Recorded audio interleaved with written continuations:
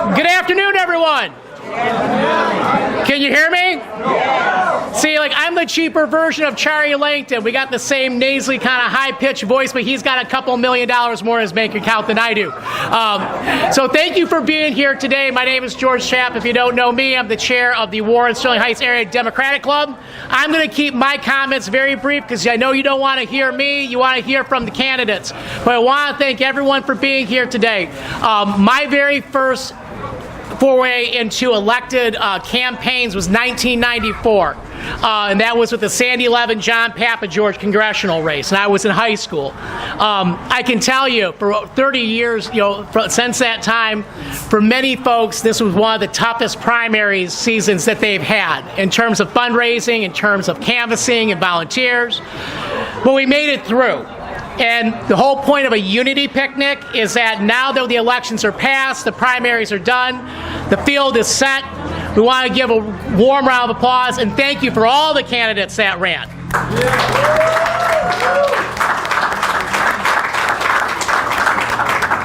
We're going to hear from some of the candidates here in just a few moments, but I can tell you right now, particularly in Macomb County and also in our servicing area, Warren and Sterling Heights, this is an incredibly exciting election, and I mean that.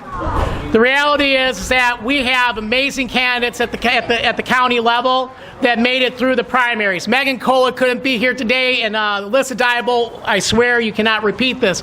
It will not be official for about another few days, but she was able to knock over 3,000 doors. She got 295 folks that signed her name that are legit. She's going to be on the ballot this fall. So that's huge. We got another county commissioner candidate that took out in a primary, which again, if you know anything, if you're an incumbent, you know how hard it is to get knocked out. A MAGA faux Democrat, Michelle Nard, gone. So thank you, Michael. We have the best shot that we've had in years from coming back and taking the county prosecutor's race and Christina Hayes. Straight up. And Matt Churchwell for treasurer, and then also someone you may have heard or may not, but 48,000 people voted for him, David Adams. He is a social studies teacher in Utica Schools. He's one of my own. He's running for clerk. He has the right message. He really is in it for the right reasons. So at the county level, we have got candidates that can run the gamut, and really with our help, in our organization, boots on the ground, knocking doors, texting our friends, we can actually really do something in this race. Macomb County, they say, has gone more Republican, more conservative. I would say that is not exclusively true, but we got to put in the work. State level, we got a lot of work to do, but again, with Nate Shannon for state rep, Aisha Faruqi, My Song, and others, we can actually get these folks back and reelected or elected, and we can retain the majority in the state house. And also with our candidate for Congress, Carl Marlinga. Again,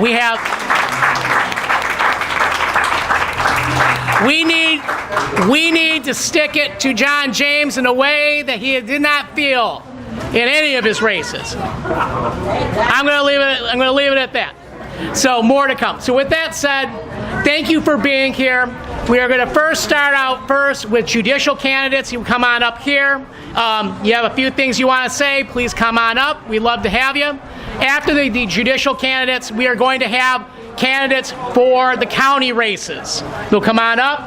After that, State House, and then with our congressperson. So again, thank you very much for being here today.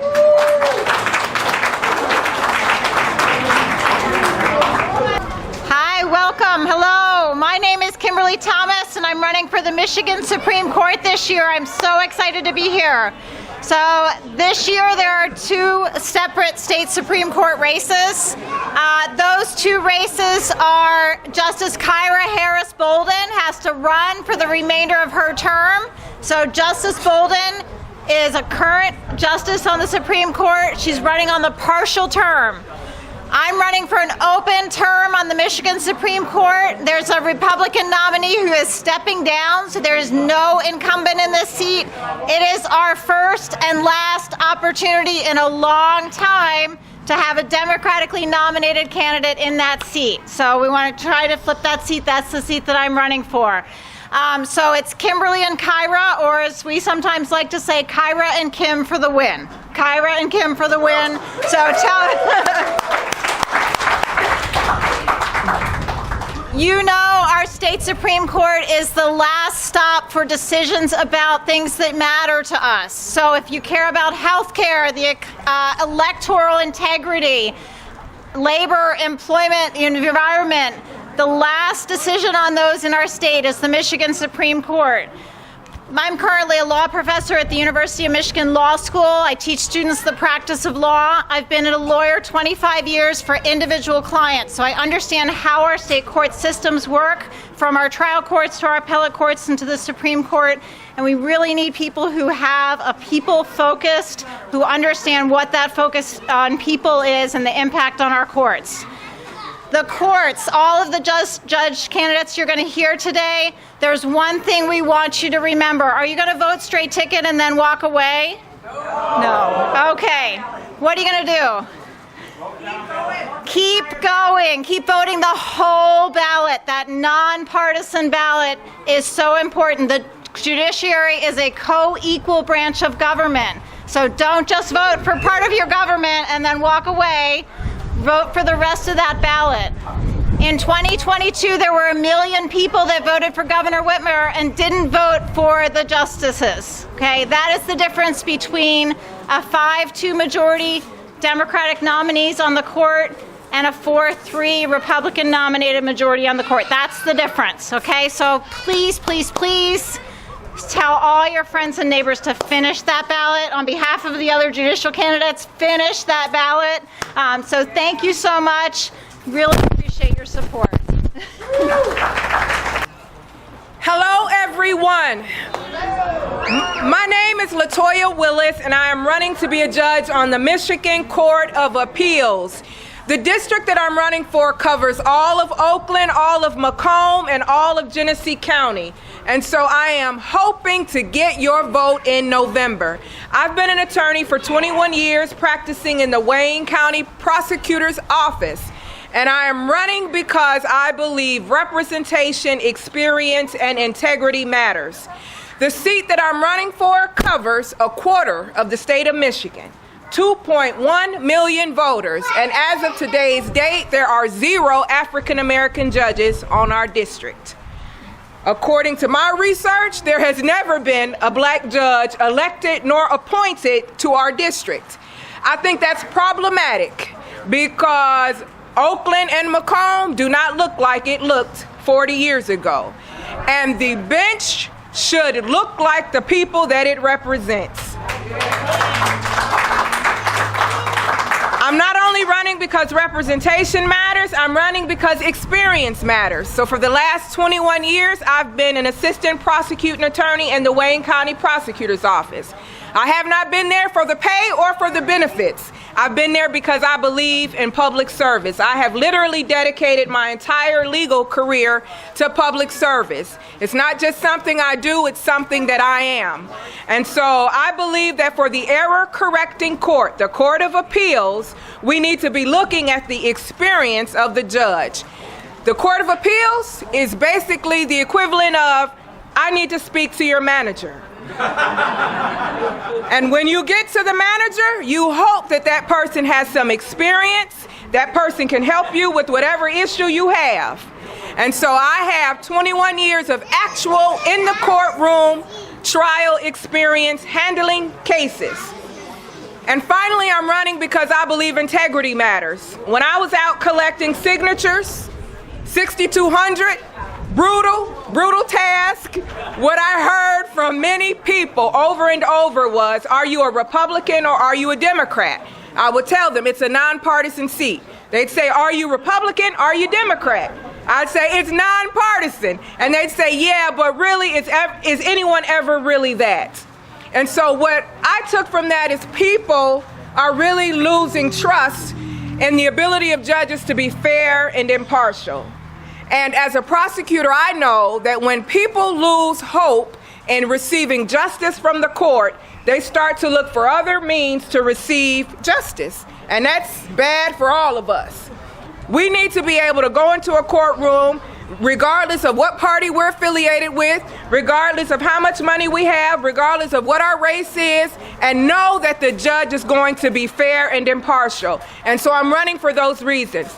I'm asking you, look for the girl. I'm the only girl on the ballot for the Court of Appeals. Look for the girl, the only person of color, the only person with 21 years of actual courtroom experience. Thank you. Good afternoon, everyone. I'm Saima Khalil, and I'm running for Macomb County Circuit Court Judge. It's an open seat. We don't get an open seat in Macomb County too often. I don't even know if we get them in other counties, but we certainly don't get them in Macomb. This is a civil criminal seat. So last year, February 2023, one of our local judges here in Macomb County gave a 93-day jail sentence to a pregnant woman for driving on a suspended license. So that was our tax dollars prosecuting that case, defending that case, for a judge to sit on the case and to house this pregnant woman in a jail. We also had a judge in Macomb County that also set a bond of $16,000, 10% on a schizophrenic. Schizophrenics are typically people that are on Social Security disability, so they have a fixed income. I was successful on both of those appeals, and it has a lot to do with why I'm standing here. Once a judge is in their seat, they run with the incumbent designation. You're not getting rid of them. They're going to be there, and they're going to be there for life. So it matters who you vote for. Judicial races are hard. They are down ballot races, as Kim Thomas has said. We need to make sure that we educate our family, our friends, and our neighbors to vote in this race. Please make sure you tell your family to vote in judicial races. Thank you. Awesome, thanks. Shout out to the judges. Make sure you vote the whole ballot. We'll start with our county levels next, but also remember the silent auction and the sign-in sheet. Thank you. Okay, I'm going to keep this kind of short. So I'm Matt Smith. I'm running for District 6. Beat Ben. I know a lot of you guys voted for him. And they're probably thinking, who the heck is this guy? So just to kind of keep it kind of short here, got folks. Okay. I kind of feel like I'm in one of my college courses right now with all the people talking back there. Okay, so who am I exactly? I'm a husband, my father of 3, I'm a scientist, and I'm going to beat Joe Romano this fall, okay? So let's get it done. I'll need you guys' help and support, but let's get it done. I guess I'll go next, and then I think Miss Lisa is the last county commission candidate we have here. I just want to say thank you guys for, I'm sorry, Elira also. Michael Howard, I was successful at unseating someone that doesn't align with our values, and I'm just thankful for the diverse support that we've been able to push forward. I really don't have a general election. Even there's a Republican candidate that may make the ballot. It doesn't really matter. It's a 70% Democratic seat, and also I've knocked 10,000 doors with the help of many folks here. So I'm really set for my general election.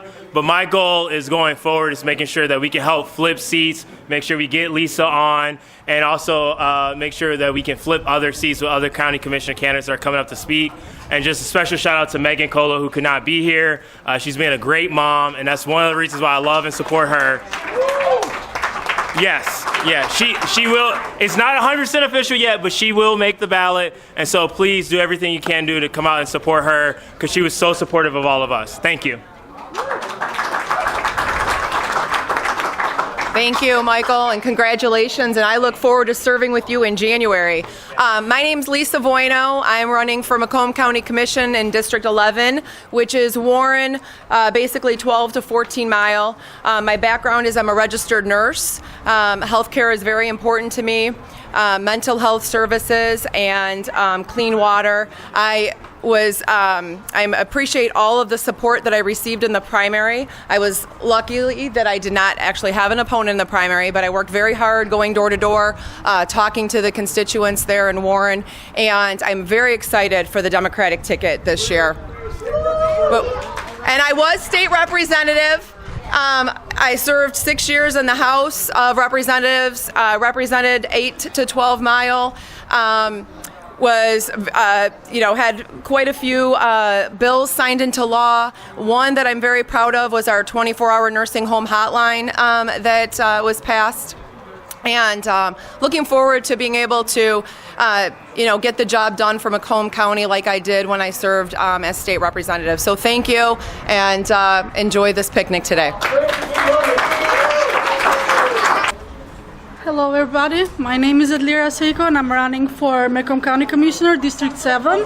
So as I was saying, I'm running for Macomb County Commissioner, District 7, and I am very thankful that people choose me for continuing this race, and I hope that I'll do the best to really represent that position if I win on November. As I was saying, I am a mom, I am an immigrant, and I am really proud to represent Cleveland Township and a part of Shelby and a part of Macomb Township if I get elected. Thank you so much. I appreciate you, everybody.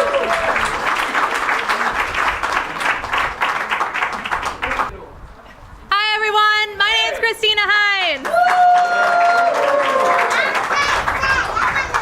This is my future Chief Assistant, Trey Hines. Everyone, I'm running for Macomb County Prosecutor, and I have been a prosecutor for the last 10 years. I was a sexual assault and child abuse prosecutor in Wayne and Washtenaw counties. I have done human trafficking cases all over the state with the FBI. I helped create programming for kids to keep them safe online. That's one of the fastest growing crimes in our country. You are helping me. I'm also a mom and a wife. No, Mommy. Yeah. And I promise that wasn't actually staged, but honestly, I love serving this community. I have been so grateful for all of the help that so many of you here have already given to our campaign. And just like all of the other candidates that have come up and will come up today, I am grateful for the support that you guys will continue to do. Because if we want to win up and down the ballot in Macomb, it takes the real workers, the super volunteers, the people that will text, phone bank, that will knock doors and lit drop, and we need all of that for this race. So I'm really looking forward to working with you, and I'm so grateful for putting your trust in me. Thank you, and let's go. Let's turn Macomb County blue. Okay, next up we're going to have State House candidates. So, Representative Nate Shannon. Hey everyone, thank you so much. I'll try to use my teacher voice here. So how many of you out there are happy with the things that have gotten done over the last year and a half in the state legislature? Yeah! A lot of good things, right?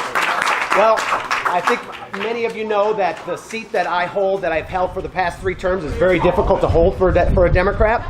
And it's a critical seat to continue to hold so that we can continue our Democratic majority. So we need all the help that we can get. This is Nathan. If you have any time to do some sort of volunteering, contact Nathan. He's going to hang around a little bit longer than I am. So if you want to speak with him about what we're doing and what kind of things we would have, we could use your help with, Nathan is the person to talk to. One last thing, because I'm going to be brief here, is that we do have an important video shoot coming up on September 6th, and we could use volunteers for that. Senior citizens down to kids. They are going to want to have those as background for the background images. So if you're available September 6th, please talk to Nathan. I've done these these video shoots for what's that? We're still hammering out the details, but we've blocked off the whole day. And it's usually we actually have to go someplace else. Like one time we went to Chelsea, one time we went for Northville to film these, and it was hard to get volunteers to join me, but they're doing it in district. So they'll be doing things at my house, they'll be doing things probably in Dodge Park, so it's all local. It's really exciting. I've done these, this will be my 4th time. It's really interesting to see how that process works out. So if you're interested in being on camera and helping out the Nate Shannon campaign, speak with Nathan. So thank you so much, everybody. Have a great day. Hi, everybody. My name is Aisha Faruqi. I'm running for state representative in District 57, which includes Sterling Heights, Troy, and Madison Heights. Western Sterling Heights, Eastern Troy, 1 precinct in Madison Heights. I just won my primary election. Thank you. And George Higgins sent me a picture of this MERS article, which believes that District 57 is the second most likely flippable seat. So we can flip this seat, but I need your help, okay? The way you help me is, hi Hal, is by door knocking, which my friend Hal did for me, thank you. It's by raising funds, okay? Hosting a fundraiser. It's by telling your friends and family to come out and support me in November. But really, this battle begins today. We can flip this seat. We have Kamala Harris, and we've got Walz on the ticket, so that really helps us. But I can't do this alone. It's a group effort. I really need you guys to come out and help me. I am the candidate from Macomb County in this race, and I hope my county and my people will have my back. Thank you. I made an error, and I promised I wasn't going to speak anymore, but I made a critical error. The next person that's going to come on up as State House candidate also did us a big favor. And Warren, he vanquished Mayor Crypt-Keeper for good. Mike McFall. Mike McFall. Thank you. I'm State Representative Mike McFall. And I don't really have much of a November election because it's a 60-40 district. There is a Republican, but it's not much of a Republican. So thank you all for all of your support. You know, seeing all the articles that said that my race was a 50-50 race, and I knew that it was not a 50-50 race. We knew from doors that it was not. The final numbers, I took 71% of the vote. So yes, thank you.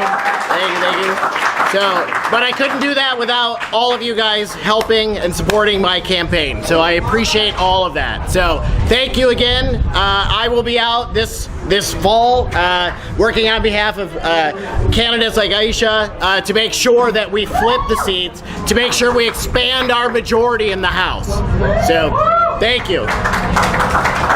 So I just want to introduce our candidate for the 10th Congressional District, Carl Marlinga.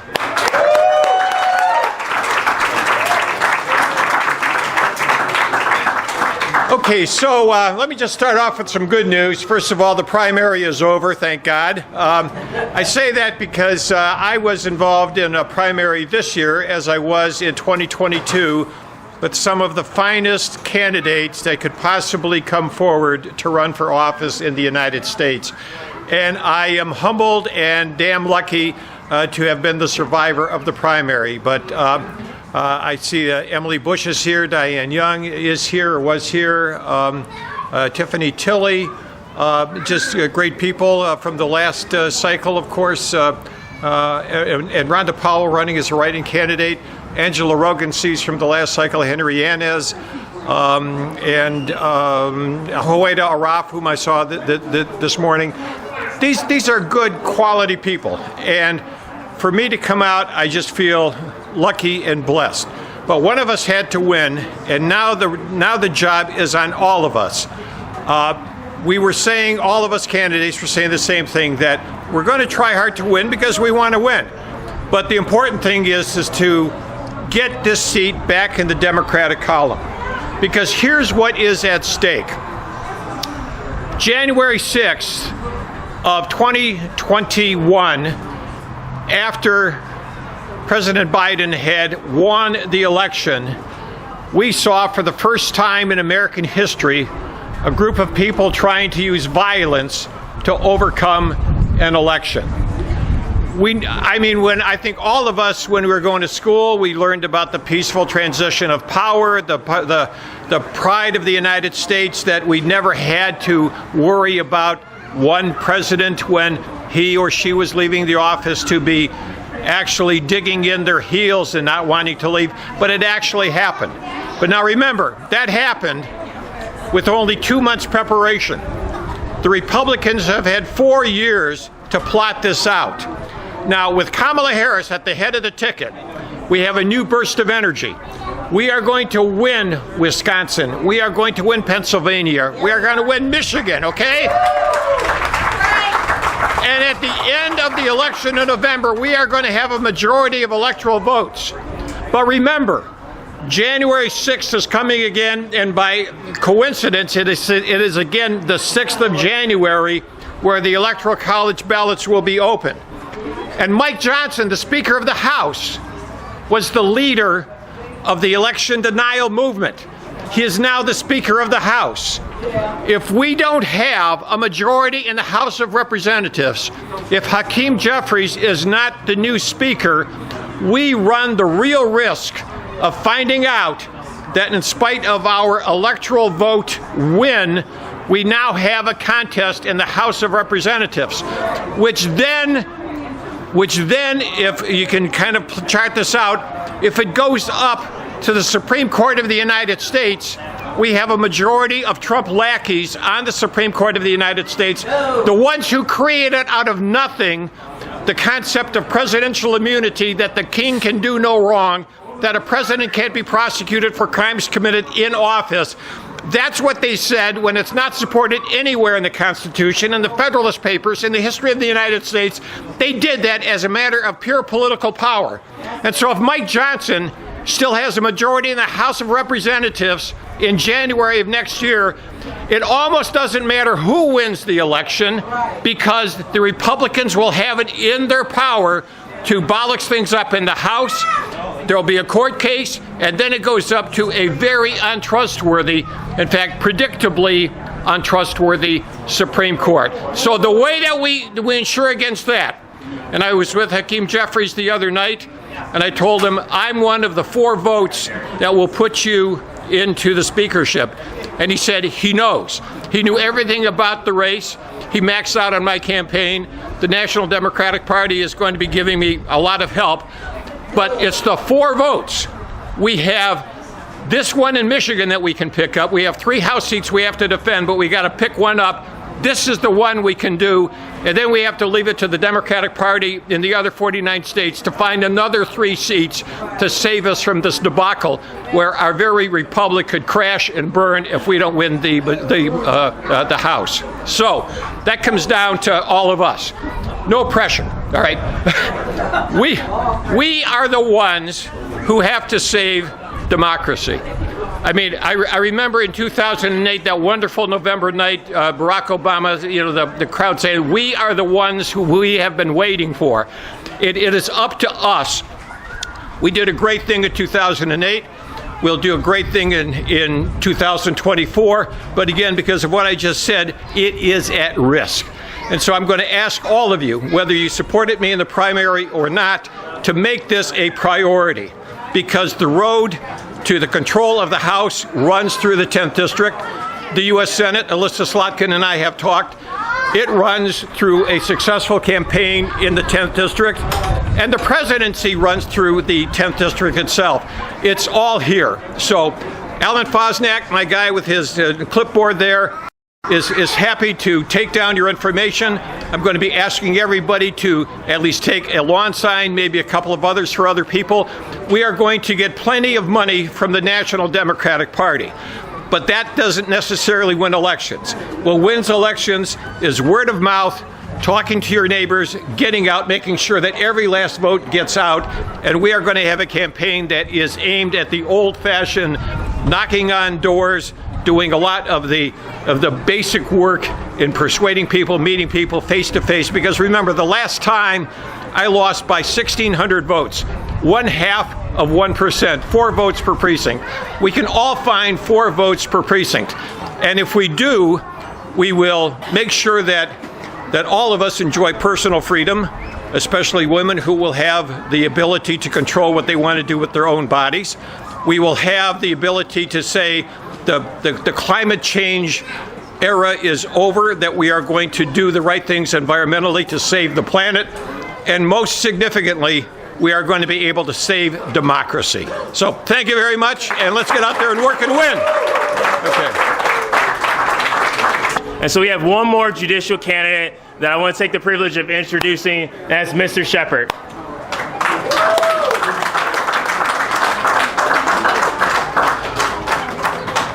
Hello, everyone. I just want to apologize for running late today. I was out knocking doors all morning with the family. We had a big canvassing day, so I apologize about running a little bit late. But for those of you that don't know me, my name's Eric Shepard.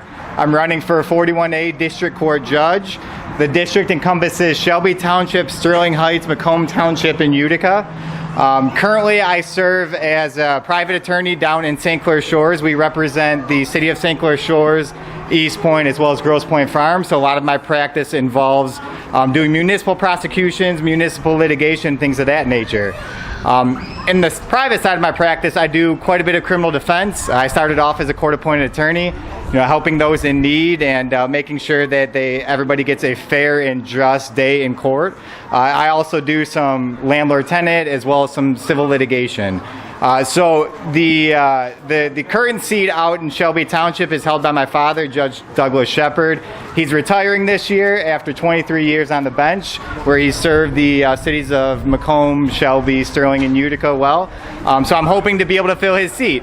So I won't keep up any more of your time. I appreciate you all having me here this afternoon, and if you have any information, I'll be walking around meeting everyone. Thank you again. All right. So that is a wrap. Actually, no, we got one more person. So, sorry. Councilman Radke from Sterling Heights wants to talk a little bit more about the upcoming millage. Hi, everybody. Welcome to Sterling Heights. We are sitting under a pavilion that was updated by our Recreating Recreation millage that was passed in 2016. I don't know if you remember how this park was before, but it didn't look like this. We have another millage on the ballot this year called Pathways to Play and Preservation. The goal being to create 2 brand new parks, to fix the sidewalk, no more special assessments, and to plant 15,000 trees.